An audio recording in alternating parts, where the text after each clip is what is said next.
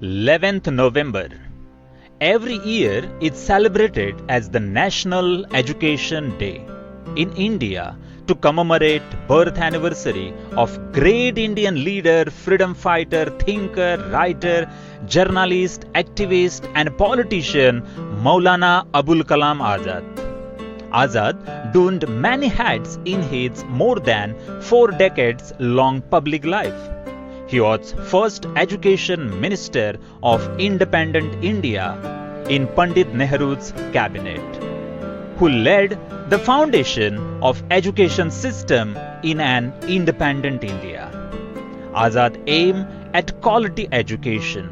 He considered schools to be laboratories which produce future citizens of the country, strongly advocated the education of women, emphasized the rural, poor and girls' education, gave thrust to adult literacy, universal primary education, free and compulsory education for all children up to the age of 14, and diversification of secondary and vocational education in India.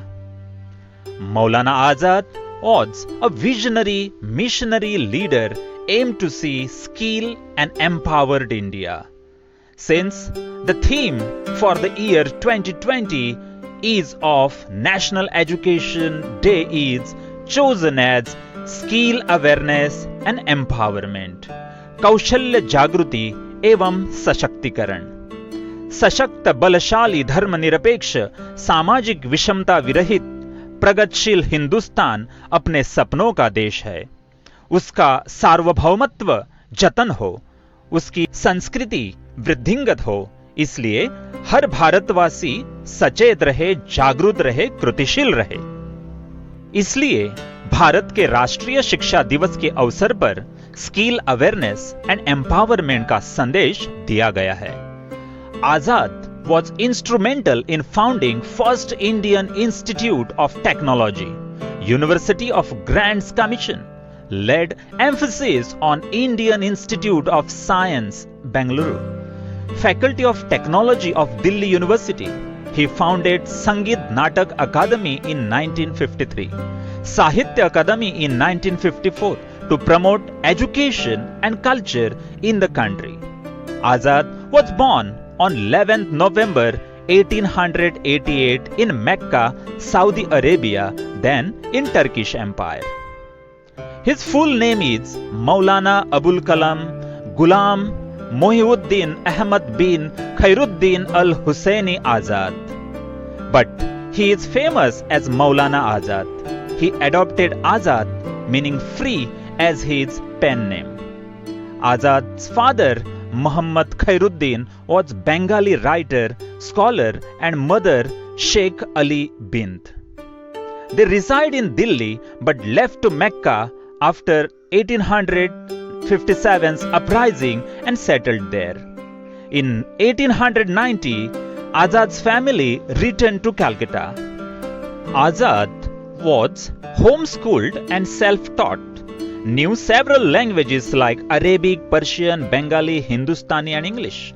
He was avid, eager and determined student. Precocious Azad was running a library, reading room and debating society before he was 12. Was teaching a class students, most of whom were twice his age. Published poetic journal, magazine, was editor of weekly National Al-Misbah, monthly journal Lisanul Sikh at his early age. Maulana Abul Kalam Azad was active in India's independence struggle against British rule since 1905 Bengal partition.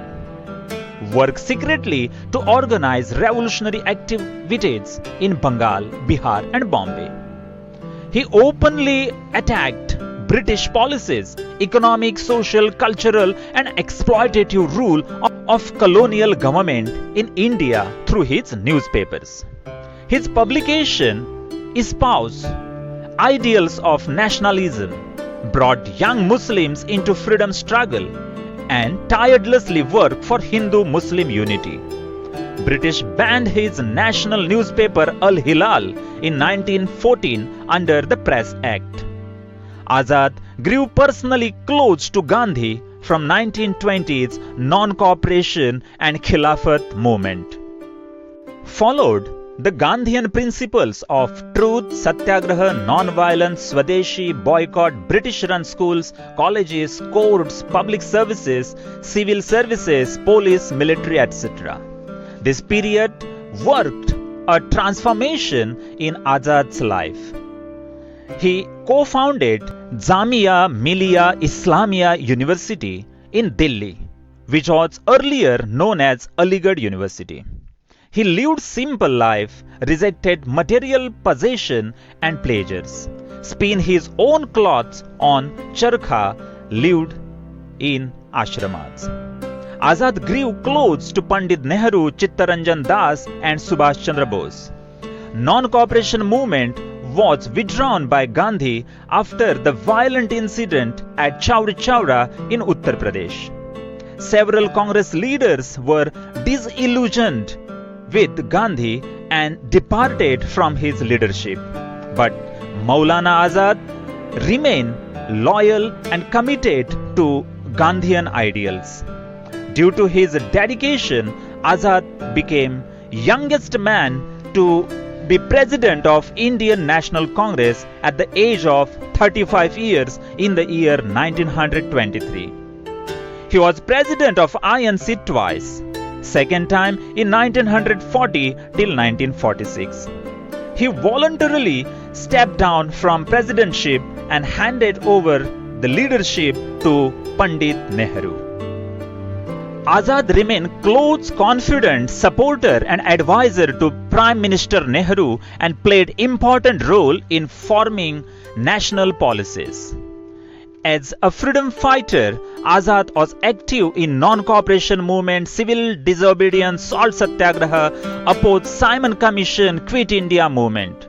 After Government Act of 1935, Azad was appointed as to organize the Congress election campaigns, raising funds, selecting candidates, organizing volunteers, rallies across India.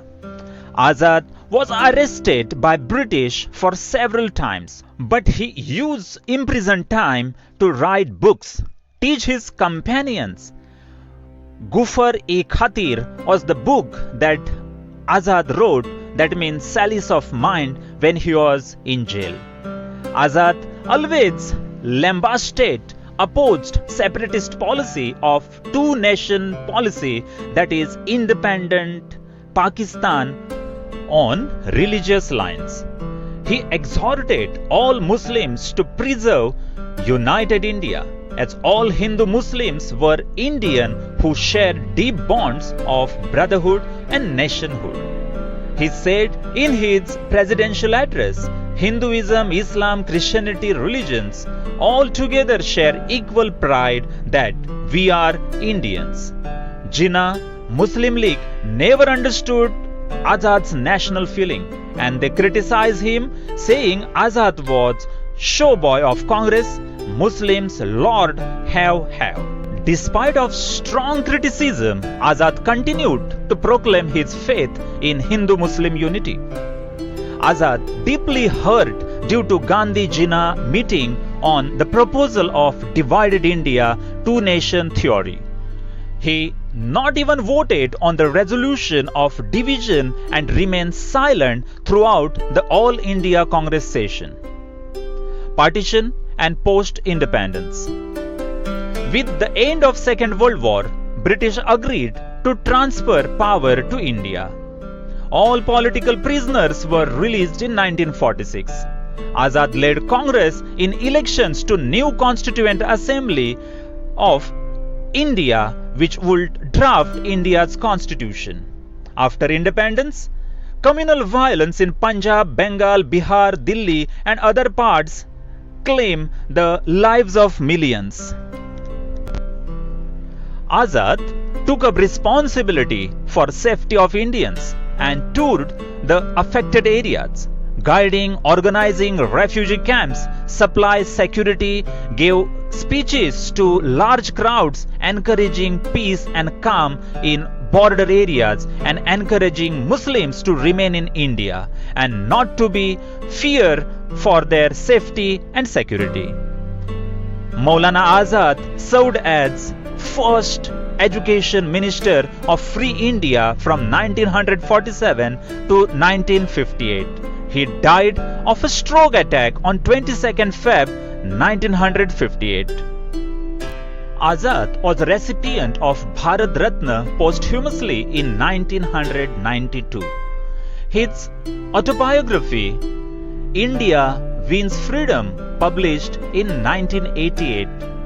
On 11th November 2008, Indian government declared Azad's birthday as India's National Education Day to mark a tribute to great educationist.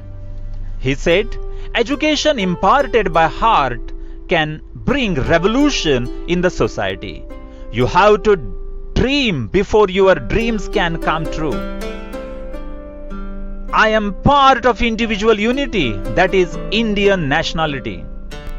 Education should build the capacity of the spirit of inquiry, creativity, entrepreneurial and moral leadership among students and become their role model. To succeed in your mission, you must have single-minded devotion to your goal. Climbing to the top demands strength, whether it is to the top of the Mount Everest or to the top of your career. Nehru referred him as Mir-e-Caravan, the caravan leader, very brave and gallant gentleman, finished product of the culture that in these days pertains to few. Gandhiji remarked Azad as a person of caliber of Plato, Aristotle and Pythagoras. Salute to towering height personality who saw dream of united India and skilled India. Let's work together to fulfill Azad's dream.